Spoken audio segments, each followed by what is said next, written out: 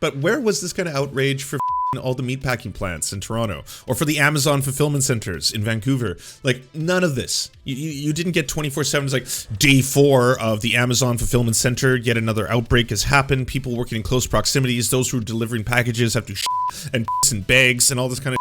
No, radio silence. Absolute radio silence. This is where like everyone is like.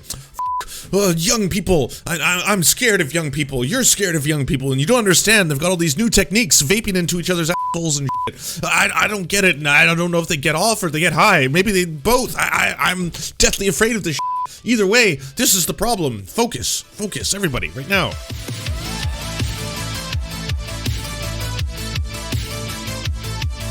The wild plane in Quebec, the passenger party. It's a wild party on board a plane. No masks, no COVID precautions whatsoever. The video going viral today is sparking outrage. They're on board a charter flight booked by social media influencers en route from Montreal to Cancun, Mexico for a New Year's Eve celebration. The flight attendants on board say they tried to restore order, but the passengers were out of control. Now the airline has canceled their return trip and they're stranded in Mexico. There she is! Meanwhile, Whoopi Goldberg is... And they're stranded in Mexico? I didn't know that second. Is that still a thing? Dancing and vaping captured in videos from a pre-New Year's charter flight to Mexico. The images posted on social media have prompted attention and outrage after a report in the Journal de Montréal, and today, blowback from the Prime Minister. And it's a slap in the face to see people. Fucking Daddy Trudeau. Mais qu'est-ce qui se passe ici? Oh mon Dieu, qu'est-ce que tu fais? Tu es tous les merdeurs, patron.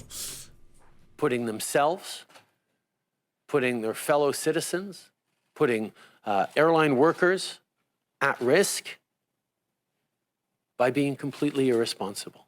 Transport Canada is now investigating. It was a Sunwing flight that took the partiers, including Quebec influencers and reality TV cast members, to Cancun, but the airline has since canceled their flight home, saying the passengers' behavior was unruly and contravened several Canadian aviation regulations as well as public health regulations. The airline said it provided conditions for the return flight.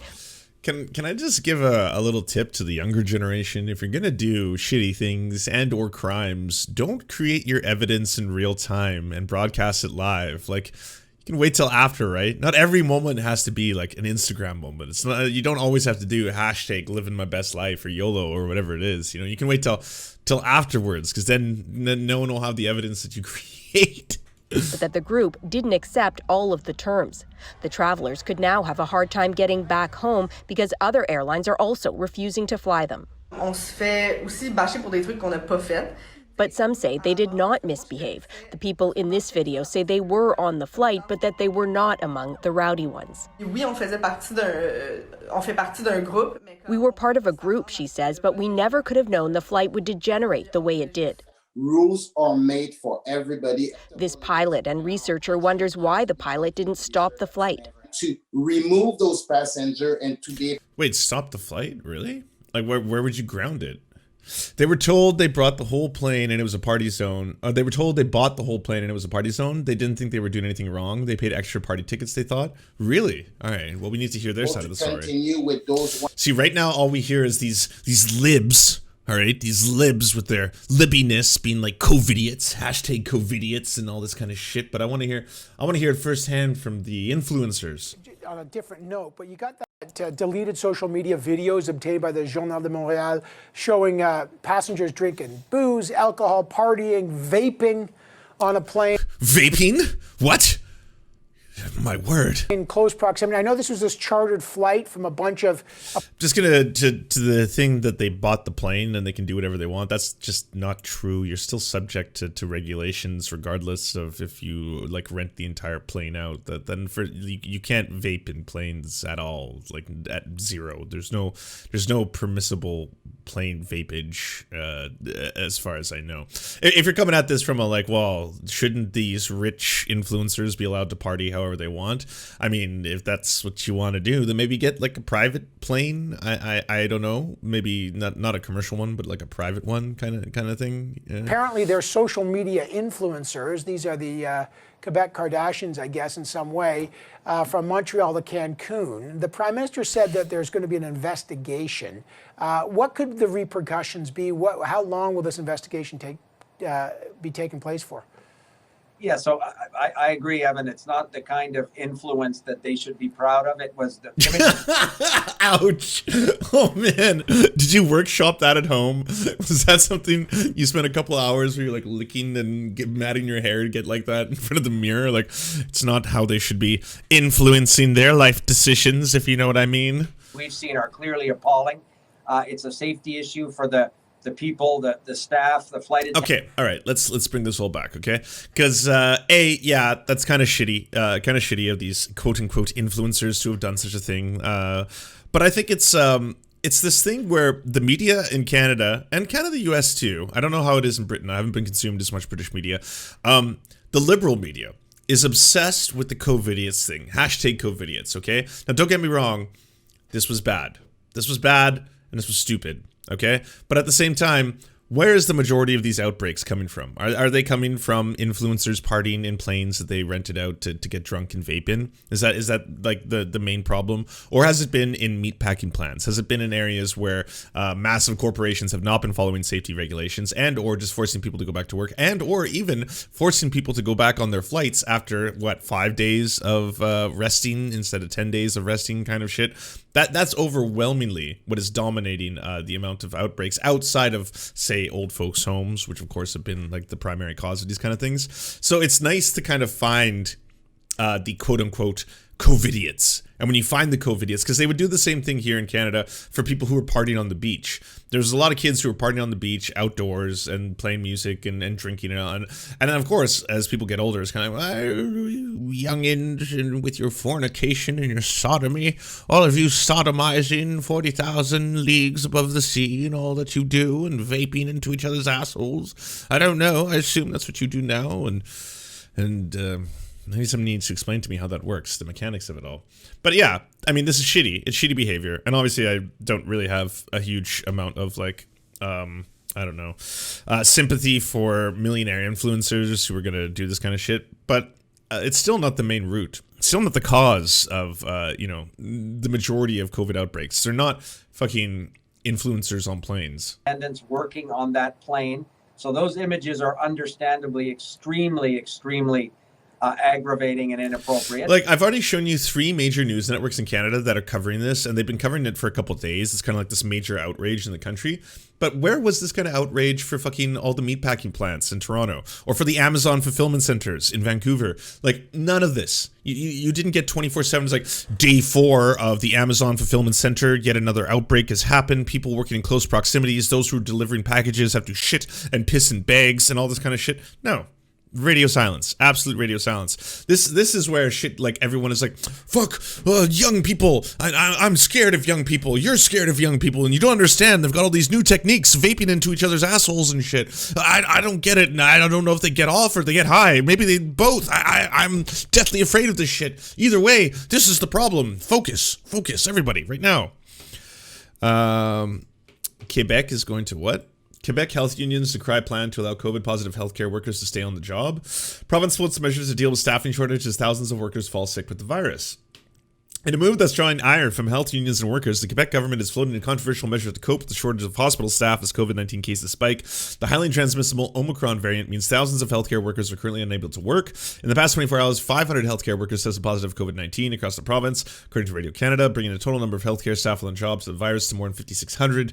In response to the absences, which are depleted and already shortlisted personnel. Oh, thank you very much to Nelsonoff. Thanks for the tier 1. Several unions are denouncing the controversial measure, which has been an option for health facilities since last March. We don't want the infected workers back in the hospital. It's like letting the wolf into the sheep pen. Yeah, no shit. Under the measure, asymptomatic infected workers would work exclusively with COVID-19 patients as to not infect any new admissions. But Namid Hussein, a nurse at McGill, says the new variants are game changers. Things evolve quite rapidly. You might have someone that's asymptomatic and infected with a couple of hours. They are symptomatic. The next thing you know, we're infecting patients and infecting our colleagues. We will lose some short care staff. I'm also going to say this, by the way, and this is an anecdote, but I have a couple of close friends who have had the Omicron, and they've noticed nothing at all. I've had another close friend who said the Omicron and is over it and is now having trouble and difficulty breathing when they exercise. And that hasn't gone away. And it's very, very frightening how that is just something that occurs. I mean, the idea that I kind of just saw a bunch of people being like, Omicron is mild. Because it's mild, we should just let it wash us and cleanse us, cleanse the earth of all of our sins. And shortly, we will all have had Omicron, and then it'll be the dominant strain, and then we'll get that precious antibody herd immunity that I've heard so much about, or something to that effect, right? Even if it's like 0.001 less as deadly as the original, which, you know, we don't have accurate stats on that yet. If it's like 50 times more infectious, then that is going to be catastrophic to healthcare systems. Catastrophic to, like, it's one of those things where the fucking scientists in today's day and age must have to fight the urge every day to do a I told you so. Holy shit, they could be so swarmy. They could be such fucking like cocky dicks. That's right. Scientists could be the cockiest dicks, but it would just make people hate them more. But all of them, whether it's climate change, and it's like, hey, all these natural disasters are occurring right now with more ferocity than we ever could have predicted. Scientists like, nah, we predicted this quite accurately for a while now. It's actually playing out exactly as we told you. Very, very accurately. And then with the Omicron or even the COVID stuff in general, it's like, hey, by the way, here's some measures you should do. They're not too intense. For places where there's large outbreaks, we should just do lockdown where people have to stay at home. Otherwise, social distancing, wearing masks, mass vaccination, things like that. And still, people are like, we'll let them go back. We'll do half measures. We'll open the schools here. We'll close the factory there, but we'll open this one. People only have to do 5 days. People only have to do 8 days, blah, blah, blah. Meanwhile, the scientists have just been like, again, we fucking told you. We told you what would happen. Did you not understand that, like, our hospital systems were not in a great shape? They were not in a good way pre-pandemic. And now, thanks to the pandemic, we could have this surge of new patients that we do not have the facilities to take care of. We don't have the number of, like, beds, respirators, all that kind of stuff. We also don't have the staff. We're very low on that. So the idea of this new influx of new sick people for something that they may not even believe in, that could be catastrophic. Absolutely catastrophic. So maybe let's take this shit very, very seriously. And then everyone's like, well, do you know the mental anguish that it is upon a child to not be able to go back to his classroom every single day? Do you know the mental anguish? Sorry, I was about to. Do you know the mental anguish that it takes on parents and all this kind of shit? Like, yes, it is true. No one likes this. No one is having fun. No, I don't like wearing a mask when I go outside. I don't like having to not being able to hug people. I don't like that. I don't like having to stay at home every weekend instead of going to the rave orgies or whatever it is that kids are doing these days. But, like, you gotta do it. That was the whole thing. If we just collectively work together, we could reduce this. Instead, it's like fucking roll the dice. You know. It's really messed up. ICUs in Texas, Arkansas, Oklahoma are almost completely filled up. See, that's fucked. Like that stat right now from Democracy Now! 25% of all hospitals are are short-staffed. That's also horrifying. Could someone ask Lance if the person he knows with breathing issues was vaccinated or not? I was hoping the vaccine would protect us from those long-term effects. They have not been boosted, but they've been AstraZeneca'd. They were an AstraZeneca vaccinated patient. But by the way, that's an anecdote. I usually start with, like, hey, by the way, this is the overwhelming statistics, and then here's the personal story. That's just to give you a human face. If there wasn't the human fast, sometimes I figure that these are just numbers. It just seems like raw data. Nate Silver's, just throwing themselves at you. And you don't want Nate Silver throwing himself at you. You want to have a human face on things, right? So that's why I sometimes like, hey, I have a personal story. I have a friend who got COVID and cannot smell anymore. She has lost her sense of smell. This was pre-vaccine, but still. And yes, if you are vaccinated, it is most likely that you will not end up in the hospital from Omicron. Not that you will not, but it's more than likely you have a higher chance of not ending up in the hospital. This is a good thing. Get vaccinated. Get your friends to get vaccinated. Everything helps. But that doesn't change the fact that, like, you also should be doing, and this is America, because I know America hasn't really done, like, on a federal level, a lockdown. In areas where the hospital systems are on the verge of collapse, like America was just saying, like ICUs in Texas or Arkansas or Oklahoma are on the verge of being completely overrun, you should be doing lockdowns. And I'm not saying that as in like I like lockdowns or I like draconian measures or I like authoritarianism or I like the state making us all stay at home and like, is this Stalin's Russia or whatever? No one enjoys any of this, okay? But I'm sorry, staying at home and having to watch some Netflix and some Pornhub or whatever you want to do is preferable to watching your medical system collapse before you.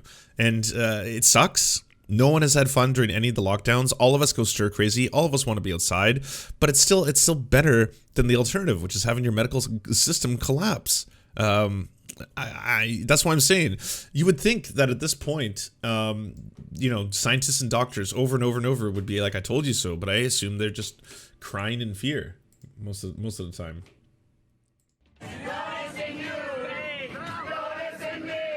When you're up at 40,000 feet in the air, that's not the time to get drunk. And so, hey, that's my takeaway from this whole story, by the way. The liberal media is obsessed with kids doing stupid things. Guess what? Kids do stupid things. I was a kid once. I did a lot of stupid shit. A lot of stupid shit. That's not the overwhelming majority of where these problems are coming from. The covidiets movement, which has always been like, it's the kids, you see, they're doing things, they're fornicating again, sodomy, Sodom and Gomorrah. These same things don't dedicate any time to reporting on fulfillment centers, old folks' homes that are, just dramatically underfunded to the point of almost being criminal, meatpacking plants where outbreaks occur, all that kind of shit. I have an elective surgery scheduled 2 weeks from now that is scheduled like 7 months ago. So much for the U.S. system not having waiting lists and the U.S. system not having. And I was told we might have to reschedule due to Omicron spiking and healthcare worker shortage putting the hospital capacity. Fuck, Jake. I'm sorry to hear that. As someone that lives pretty much like a hermit, I hate it because this fucks things up around me and my access to things. So now I wonder what these people think we're enjoying it. No one enjoys it. Why aren't Grayzone and the others concluding that we must demand protection for workers? They are right for the handling of COVID is responsible for the massive upward transfer of wealth, but their conclusions or lack thereof is to leave workers vulnerable not to die. Well, Puddle, I think that speaks a lot more to what is the end goal of the Grayzone and the people who work for the Grayzone. What are they more upset about or angry about? Like, I don't know if it's leftivism in the same way. Does Canada have special paid leave for people with COVID? Not specifically, but we do have worker paid leave. When can we see Chico again? When he is ready. When he is ready, he will present himself. When the lockdowns end in British Columbia, pretty much. I mean, we're not, like my partner. She can't go to work because their work is shut down. So she works from home right now. And as long as she's home, Chico wants nothing to do with this room. Why would he be here when he can be on the couch in the other room in front of a fireplace? That's pretty much his life, you know. Do you enjoy the Serfs but prefer not to have to use your eyeballs? Many are saying this. Well, we've got the solution for you. It's the Serf Times in podcast form. Available on most major podcasting networks now. If you enjoy it, please consider leaving a good review and feedback because it really helps the show out, apparently, and it's free, just like the podcast. To our gods, Xander Corvus and Peyton L. Just, we beseech thee to smite down our enemies. To our monarch, Tom Spiker, we are but your humble court jesters, here to amuse you. To our lords, Trevor R., we give thanks for this spit of land for us to eke out this meager existence. To our knights, Merid, Cheryl Alvarez, Ruby Kelly, Ellie Leslie, Alex P., Brandon, Words Greenwood, Nate, that one guy, Hagbird Celine, Matthew Scarborough, Stellar Vision, Ariane McCarthy, Daniel Sutton, Coulter Smith, Val 9000, Jenna Tall, Quiet 185, Anna Loves Riley, Omni, Riley and Anna, Poodlehawk, The Tim Caucus, Multi Mondi, Trevor Yanis, Lemmy 101, Anthropophojack, Cern 42, Catherine, Radical Maniac, Ramon Acosta, Nkosin, Violent Orchard, Sophie Baby, Political Puppy, Andreas Chiringuito, Zach Christensen, Josh Mickelson, Todd Buckingham, and Todd Lajeunesse. We raise our flag in a veil, and we salute you, our friends.